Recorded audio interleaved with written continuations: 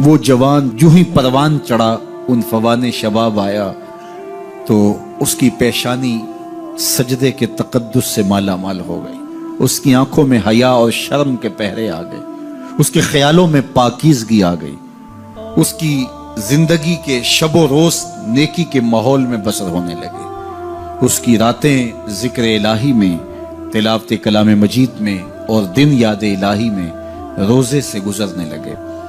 وہ جوان جس کی جوانی اللہ کی عبادت میں گزری، کیونکہ جوانی اگر عبادت میں گزر گئی تو بڑھاپا تو پر نور ہے ہی ہے۔ سب سے مشکل مرحلہ زندگی کا جوانی کا ہے۔ شیطان زیادہ ورغلاتا ہے کسی شخص کو جب وہ جوانی کے مرحلوں سے گزر رہا ہوتا ہے۔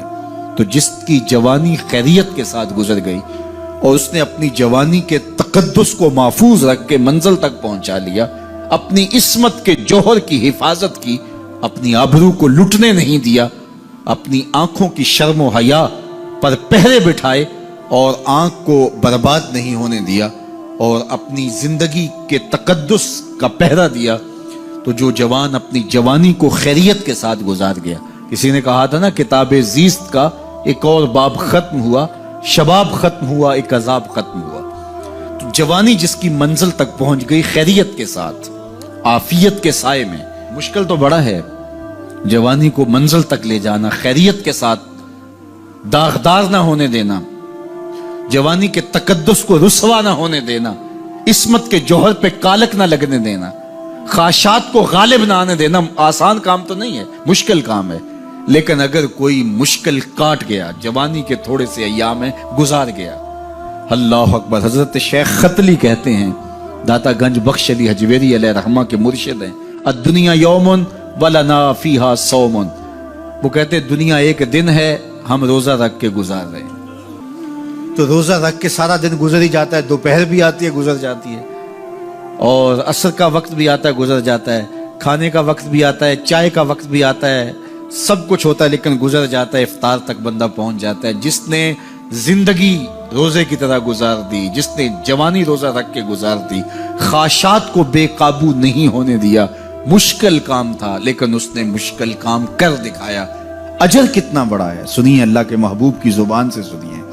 حضور نے ارشاد فرمایا جو سیدنا ابو ہریرہ کے ذریعے سے ہمارے تک پہنچا، فرمایا قیامت کے دن جب سورج کا رخ سیدھا ہوگا، زمین تانبے کی ہوگی، لوگ پسینے میں شرابور ہوں گے، کوئی ٹخنوں تک پسینے میں، کوئی گھٹنوں تک، کوئی کمر تک، کسی کو پسینے کی لگام دی جائے گی، اور وہ پسینہ ایسے نہیں ہوگا جس طرح یہ پسینہ ہے، اتنا گرم ہوگا۔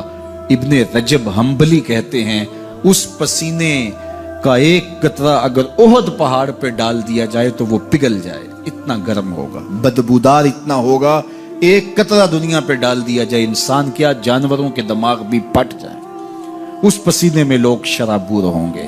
لیکن جس نے اپنی جوانی کو عافیت سے گزارا ہوگا، کل قیامت کے دن جب کوئی سایہ نہیں ہوگا، اللہ اس جوان پر اپنے عرش کا ٹھنڈا سایہ عطا فرمائے۔ وہ شخص جس کو کسی عورت نے دعوت گناہ دی اور وہ صاحب منصب تھی، صاحب جمال تھی، اور اس نے یہ کہہ کے یہ خواہش، یہ آرزو مسترد کر دی، انی خاف اللہ۔ اسی طرح کوئی عورت ہے تو اس نے اپنے تقدس کی حفاظت کی، اپنی آبرو پہ پہرا دیا اور کسی پیشکش کو ٹھکرا دیا، تو فرمایا قیامت کے دن جب کوئی سایہ نہیں ہوگا، اللہ اسے بھی اپنے عرش کا ٹھنڈا سایہ دے گا۔ کیسا سخت دن ہوگا، اور وہ کس اعزاز میں ہوگا، کس تکریم میں ہوگا۔ یہ تو 4 دن 10-20 سال ہیں، اور وہ 50,000 سال کا ایک دن۔ پھر اس کو اللہ کا شکر ادا کرنا ہوگا کہ اللہ تو نے کتنا کرم کیا میرے اوپر کہ میری جوانی خیریت اور عافیت سے گزری، اور آج اس کا تو کتنا بہتر صلہ مجھ کو دے رہا۔ انسان جب کوئی اچھی بات سنتا ہے تو انسان کی فطرت ہے کہ وہ آگے منتقل کرتا ہے۔ آج کل وہ شیئر کر دیتے ہیں نا، جو بات آئے تو آپ اس کو آگے بڑھاتے ہیں، دوستوں میں شیئر کر دیتے ہیں۔ تو یہ انسان کی فطرت سے افواہیں بھی اس لیے پھیلتی ہیں کہ جو بھی بات آپ سنتے ہیں فوری آپ کی کوشش ہوتی ہے کہ یہ سب سے پہلے دوستوں کو میں ہی بتاؤں۔ تو یہ انسانی فطرت ہے۔ تو جب افواہ اور ایسی چیز، کوئی غم کی خبر بھی ہو، کسی کی وفات کی خبر بھی ہو، تو اس وقت بھی انسان کی فطرت، سست سے سست آدمی بھی پھر جلدی جلدی فون کرتا ہے، آگے بڑھاتا ہے کہ فلاں سے ایک فوت ہو گیا۔ تو چونکہ یہ فطرت ہے، بات کو آگے بڑھانے کا شوق ہے انسان کے اندر رکھا ہے، اس سے چیزیں پھیلتی ہیں، اور پھر جو خیر کی خبر ہوگی یا خیر کی بات ہوگی تو اس کو تو آگے پھیلانے کا پھر ہمارا دین بھی ہمیں ترغیب دیتا ہے، جذبہ دلاتا ہے۔ تو حضرت ابو ہریرہ اس جذبے کے تحت جو سنتے تھے پھر آگے منتقل کرتے۔ اب حضور کی بارگاہ سے اٹھ کے جاتے تو سب سے پہلے گھر جاتے اور سب سے پہلے اپنی ماں کو سناتے، اور ماں تھی کافرہ، وہ سننے کی بجائے، خوش ہونے کی بجائے سن کے وہ الٹا ناراض ہوتی اور کوئی نہ کوئی ایسی بات کر دیتی۔ سید ابو ہریرہ سے گوارا نہ ہوتا، ایک دن انہوں نے کوئی ایسی بات کر دی کہ حضرت سیدنا ابو ہریرہ رضی اللہ تعالیٰ عنہ نے فیصلہ کر لیا کہ آج ماں کو چھوڑ دینا ہے، کیونکہ میں یہ گوارا نہیں کرتا کہ میرے آقا کے بارے میں کوئی ایسا جملہ کوئی بولے۔ اور تھی گھر میں ماں ہی، بھائی بھی کوئی نہیں تھا، بہن بھی کوئی نہیں تھی، باپ بھی فوت ہو گئے تھے، شادی بھی نہیں ہوئی تھی، تو ماں ہی ماں گھر میں، اور ماں اور بیٹا اکٹھے رہتے ہو تو پھر محبت بھی مثالی ہوتی ہے۔ تو اب ماں ہی ایک رشتہ ہے مادی دنیا کے اوپر، تو حضرت ابو ہریرہ رضی اللہ تعالیٰ عنہ نے فیصلہ کر لیا کہ چھوڑ دینا ہے۔ چھوڑ کے گھر سے نکلے، لیکن دل ڈوب رہا ہے کہ ایک ہی تو رشتہ تھا وہ بھی گیا۔ افسردہ ہے، حضور کی خدمت میں پہنچے، دل و قلب و نگاہ کے مرشد اولین نے ابو ہریرہ کی اداسی دیکھی تو فرمایا ابو ہریرہ کیا بات ہے؟ تو حضرت ابو ہریرہ جس طرح بندہ پھٹ نہیں پڑتا، تو عرض کی حضور میری ماں کی ہدایت کی دعا کر دیجئے۔ ساری کہانی 2 لفظوں میں بیان کر دی، میری ماں کی ہدایت کی دعا کر دیجئے۔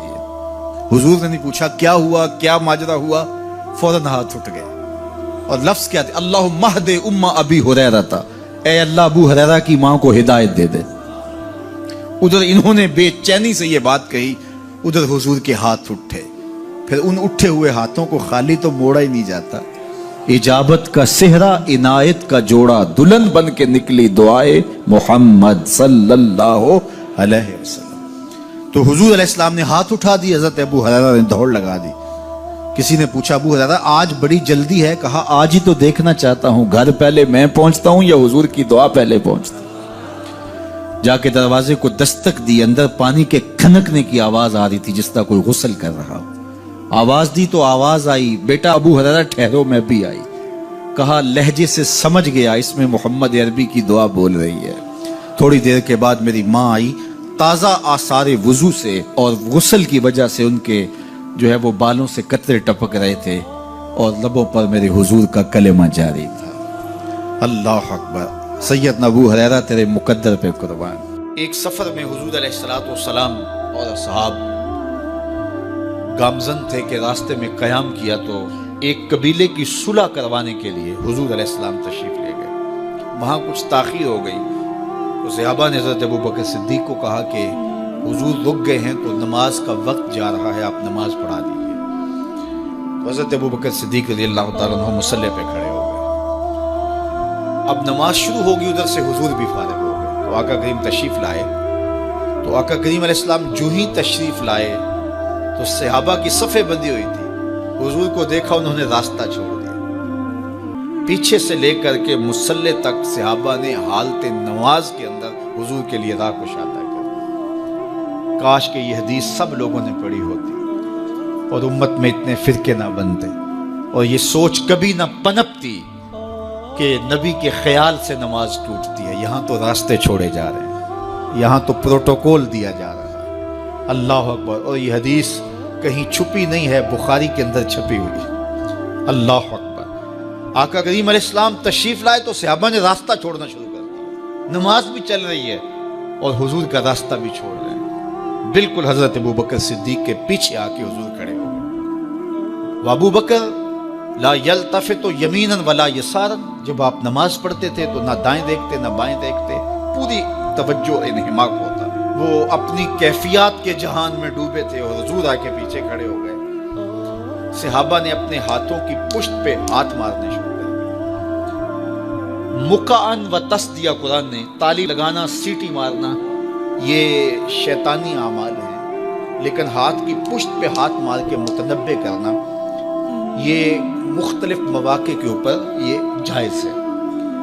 تو اب جب حضور آ کے پیچھے کھڑے ہو گئے اور صحابہ سمجھے کہ حضرت ابوبکر صدیق ایک استغراق کے عالم میں ہیں، ایک کیفیت کے جہاں میں ڈوبے ہیں، تو انہوں نے اپنے ہاتھوں کی پشتوں پہ ہاتھ مارنے شروع کر دیا۔ تو حضرت صدیق اکبر سمجھ گئے کوئی غیر معمولی واقعہ ہو گیا۔ دیکھا پیچھے حضور کھڑے تھے، اللہ اکبر۔ تو حضرت صدیق اکبر مصلی سے سرک کے پیچھے آنے لگے، تو آقا کریم نے اشارہ کیا رکو، نماز پڑھاؤ۔ سیدنا صدیق اکبر اس کے باوجود پیچھے آ گئے۔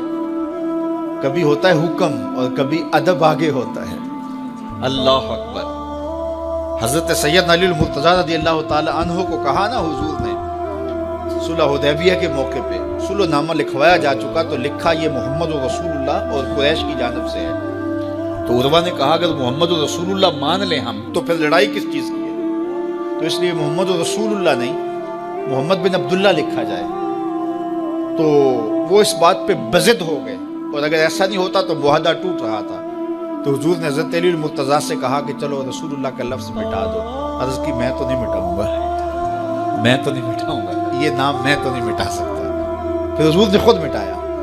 اب یہاں حضور نے کہا ابو بکر رکو، لیکن حضرت ابو بکر نہیں رکے، پیچھے آ گئے۔ اور پھر حضور خیر مصلی پہ گئے، نماز ہوئی، سلام پھرا۔ تو حضرت ابو بکر صدیق رضی اللہ تعالیٰ عنہ کو حضور نے کہا ابو بکر جب میں نے کہا تھا تم رکے رہو تو تم کیوں پیچھے آئے؟ تو سنو حضرت ابو بکر نے کیا جواب دیا رضی اللہ تعالیٰ عنہ۔ کروڑوں سلام، لاکھوں عقیدتوں اور نیاز مندیوں کے خراج ان کی چوکھٹ پہ عرض کرنے لگے ما کان لابن ابی قحافہ ان یؤم رسول اللہ صلی اللہ علیہ وسلم۔ حضور ابو قحافہ کے بیٹے کی جرت کب ہوئی کہ رسول اللہ کے آگے کھڑا ہو کے نماز پڑھائے؟ یہ ابو قحافہ کے بیٹے کی ہمت کب ہوئی کہ رسول اللہ کے سامنے کھڑا ہو کے نماز پڑھائے؟ تو ادب پہلا کرینہ ہے محبت کے کرینوں میں۔ حضرت ابو بکر صدیق رضی اللہ تعالی عنہ نے اگر حضور علیہ الصلوۃ والسلام کی اطاعت اور حضور کی محبت، ادب، فرما برداری اور جان ساری کے انوکھے باب رقم کیے ہیں، لیکن حضور نے بھی ان کو جو اعزازات دیے۔ ایک خاتون آئی مسئلہ پوچھنے، آقا کریم نے فرمایا پھر آ جانا۔ اس نے کہا پھر آؤں اور آپ نہ ملیں؟ تو کہا میں نہ ملوں ابو بکر تو ملیں گے نا، اللہ اکبر۔ تو اپنے بعد اشارہ دے دیا ان کی طرف کہ میرے بعد میرا نائب ابو بکر ہے، اللہ اکبر۔ عزتوں کی مسند اور عزتوں کی معراج اور عزتوں کے مقام پہ سیدنا صدیق اکبر رضی اللہ تعالی عنہ کو بٹھایا۔ میرے والد گرامی رحمت اللہ تعالی علیہ نے پوری زندگی میں کوئی ایک تقریر بھی ایسی نہیں کی جس میں یہ اشعار نہ پڑے ہوں۔ جب وہ خطبہ پڑھتے تھے تو خطبہ پڑھنے کے بعد یہ اشعار پڑھا کرتے تھے، جس میں اس کی کیفیت ہے کہ جو حضور کے شہر میں جانے کے لیے تڑپتا ہے۔ ز مہجوری برآمد جان عالم، ز مہجوری برآمد جان عالم، تراہم یا نبی اللہ تراہم۔ کہ عرض کی جا رہی حضور آپ کی جدائی میں پورے جہان کی جان نکل رہی ہے۔ ز مہجوری برآمد جان عالم، تراہم یا نبی اللہ تراہم، نہ آخر رحمت للعالمین۔ ز محرومہ چرا فارغ نشین، بروں سر از برد یمانی، کہ روئے تست صبح زندگانی۔ حضور اپنا سر انور اس یمنی چادر سے ذرا نکالیے، چونکہ آپ کا چہرہ انور زندگی کی صبح ہے، زندگی کی بہار ہے۔ ادیم طائف نعلین پاکن، شراکز رشتہ جاں ہائے ماکن۔ اللہ اکبر۔ جامی علیہ رحمہ کا انداز کتنا دل آویز ہے۔ وہ کہتے ہیں حضور آپ طائف کے بنے ہوئے چمڑے کے جوتے پاؤں کی زینت بنائیں۔ آپ جوتے جو پہنے وہ طائف کا مشہور چمڑا ہو اور اس کے بنے ہوئے ہو۔ شراکز رشتہ جاں ہائے ماکن، اور اس کے اندر جو تسمے ڈالیں وہ جامی کی جان کے ڈالیں، جامی کے چمڑے کے نہیں، جامی کی جان کے تسمے ان نالین میں ڈالیں جو آپ طائف کے بنے ہوئے نالین زیب تن کریں۔ وہ ایک شاعر کہتا ہے عربی کا کہ یا لیتنی کنتو تربت ایبتکم فلتسمت نعالک ذاک کدی۔ کاش میں مولوی نہ ہوتا، وہ بہت بڑا شیخ الحدیث گزرا ہے، تو وہ کہتا ہے میں کاش شیخ الحدیث نہ ہوتا، میں مولوی نہ ہوتا، مدینے کی گلی کی مٹی ہوتا، حضور گزرتے تلووں کو چوم لیتا۔ چے باشد گر کنی سوئم نگاہے، ہمیشہ گر نہ باشد گاہے گاہے، نگاہ یا رسول اللہ نگاہ، 100,000 جبریل اندر بشر، بحر حق سوئے غریبہ یک نظر، یا رسول اللہ انظر حالنا، یا حبیب اللہ اسما قالنا، اننی فی بحر غم مغرق خذ یدی ساحل لنا اشکالنا، یا صاحب الجمال و یا سید البشر من وجهک المنیر لقد نور القمر، لا یمکن الثناء کما کان حقہ، بعد از خدا بزرگ توئی قصہ مختصر۔ ساری کہانی آ کے یہی ختم ہوتی ہے۔ تو یہ میری اور آپ کی سعادت مندی ہے۔ اللہ کی توفیق سے آپ کے لیے اور آپ میرے لیے محبت اور دعا کے جذبات رکھتے ہیں، اور ہم ایک دوسرے کے لیے دعا گو ہیں کہ آج میں حاضر ہوا ہوں اور آپ نے جو ہے وہ میرے لیے اپنی آنکھوں کی چمک اور محبت پیش کی ہے۔ اللہ یہ دن آپ کو بھی نصیب کرے۔